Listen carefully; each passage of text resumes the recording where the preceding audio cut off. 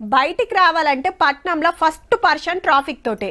ఏ రూట్లో పోయినా ఎట్లొచ్చినా సిగ్నల్ కాగాల్సిందే. ఇక ఇది ఎండాకాలం, మీదికెళ్ళి సురుకులు, రోడ్ల మీద ట్రాఫిక్ జామ్లతోటి మస్తు యాస్టకొస్తుంది బండ్లు నడపాలంటే. బైకుల మీద పోతోళ్ళు సందులకెళ్ళి షార్ట్ కట్లు కొడతారు కానీ బస్సులు కార్లు అట్లా కాదు కదా. వచ్చుడు పోవుడు ఒకటే రూటు. గిన్ని తిప్పలేందుకని చక్కగా మెట్రో బాట పడుతున్నారు. ఇక స్టేషన్కి వచ్చినమా, టికెట్ తీసుకున్నామా, రైలు బండి ఎక్కినమా, స్టాప్ రాగానే దిగినమా. ఎండాకాలంలా గింత పురుసత్ ప్రయాణం ఇంకోటి దొరకదు మరి పట్నంలా.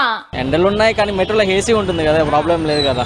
బైక్ కానీ కార్ కానీ 1 అవర్ పైన పడుతుంది, ఇదైతే 20 మినిట్స్ అంతే. మార్చిలోనే మాడవాళ్ళకు కొట్టే ఎండలు కొట్టబట్టే బస్ ఎక్కినా, ఆటో పట్టుకున్నా, బైక్ మీద పోయినా ఎండ సురుకులు తప్పుడు కష్టమే.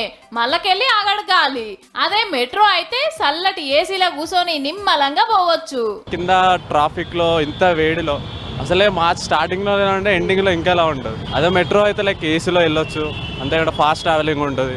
సో రీచింగ్ కూడా తొందరగా వెళ్ళొచ్చు మనం. టికెట్ల రేట్లు పెంచిండ్రని జర్రంతా బుగులు పడొచ్చురు గాని ఈ టైంలో ఇదే బెటర్ అంటున్నారు చాలా మంది. అయితే పొద్దుగాల ఆఫీసులకు పోతప్పుడు పొద్దుముక్క ఇంటి దాకా వస్తప్పుడు బండ్లు సాల్తలేవట. 4 o'clock 5 o'clock అయితే ఫుల్ అయిపోతుంది మెట్రో. మాకు చాలా కష్టం అవుతుంది. కానీ మెట్రో వల్ల పాజిటివ్ ఇంపాక్ట్ ఏంటంటే సమ్మర్ సీజన్ కాబట్టి ఏసీ ఉండడం వల్ల మాకు చాలా యూస్ఫుల్ అవుతుంది. ఎండలకు ఏసీ బస్సులు ఎక్కుతుండొచ్చురు కానీ ట్రాఫిక్ తిప్పలు తప్పవు కదా. అదే మెట్రో అయితే 2 తీర్ల ఫాయిదా. చూడబోతే ఎండాకాలం పేరు మీద మెట్రో గిరాకీ మంచిగానే అయితట్టుందబ్బా.